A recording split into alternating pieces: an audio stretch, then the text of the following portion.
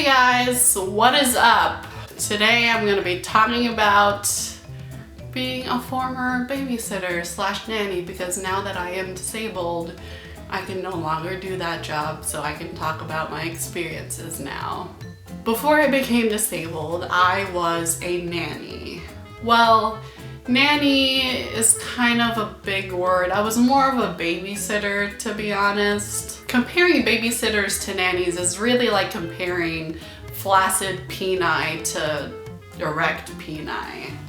One is actually functional and does a good job at what they're doing, but on the other hand, the flaccid penis, there's a possibility of getting hard, but due to pressure, there's a slight chance that that thing's gonna get hard. I am the flaccid penis in this situation. Did I really just compare babysitters and nannies to peni? Yep, I did. Deal with it. Being a nanny is like being a big time celebrity, like a big time Hollywood celebrity.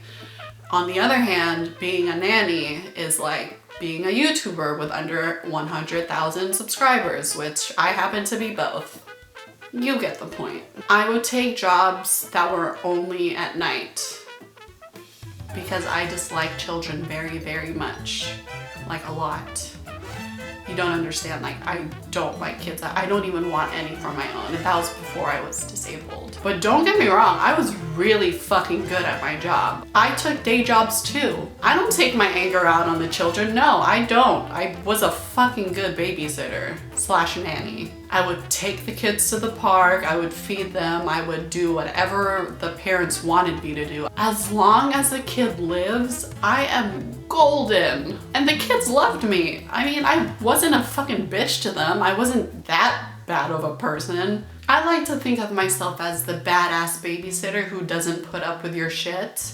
Unless you still wear diapers, then I actually have to deal with your shit. But I would be the tough babysitter who would put them to bed on time, make them brush their teeth, and make them eat whatever the parents told me to feed them. And some kids thought that they would be sly about it too. Like, oh, my parents told me that I could do this. Oh, my parents told me that I could do this. Oh no, my parents told me.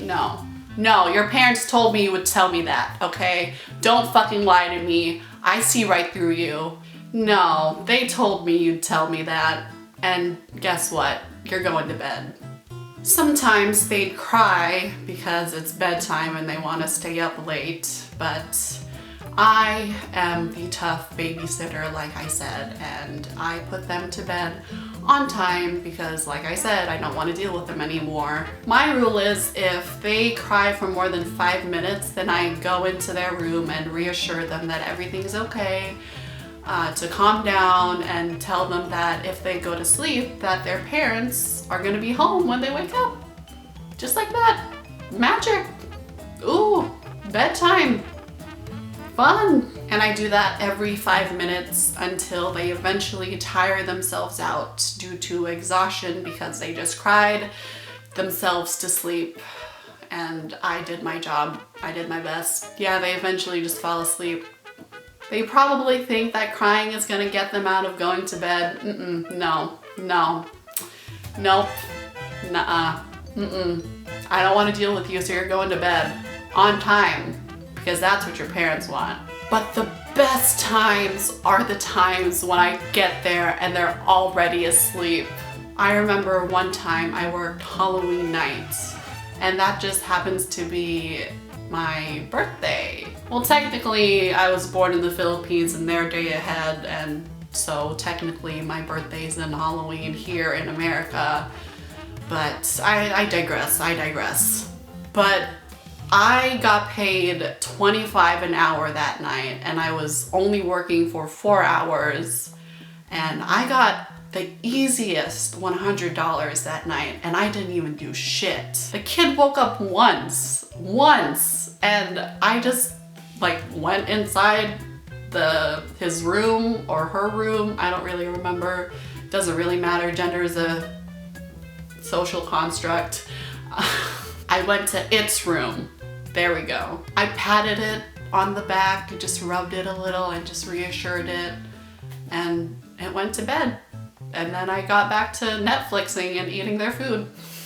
Which brings me to my next point. So I live in the Bay Area and it is fucking expensive here. I don't exactly live in San Francisco. I live like 45 minutes without traffic. So with traffic, it's like an hour and a half to 2 hours to get to San Francisco. But I worked for rich ass white people. They had shit that I couldn't afford for my life.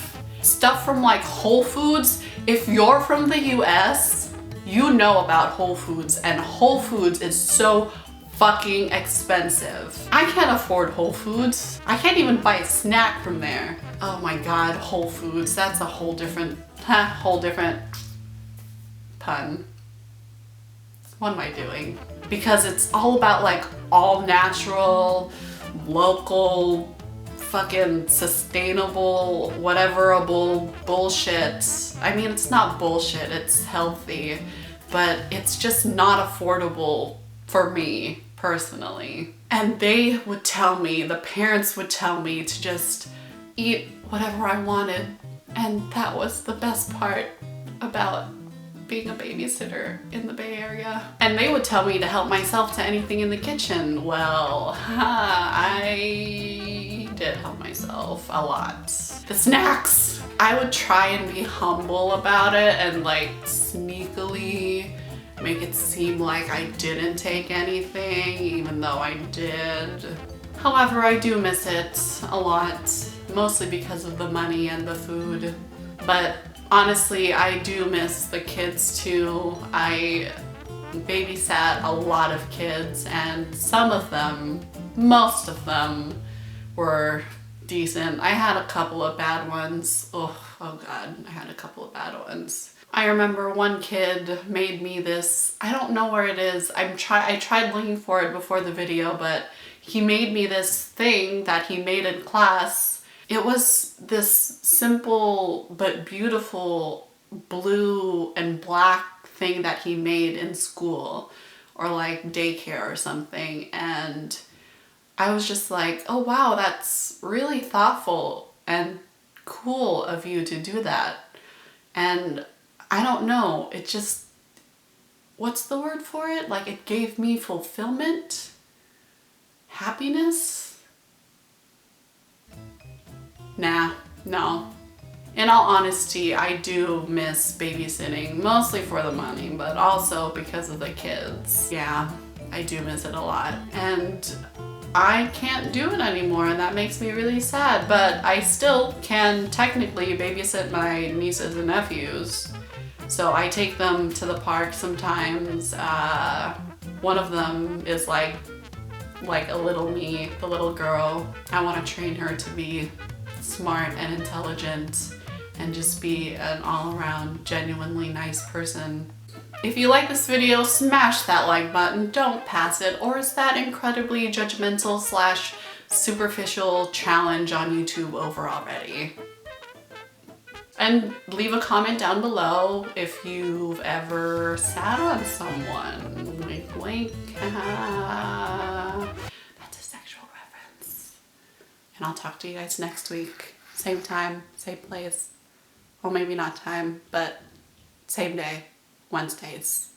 Okay, bye.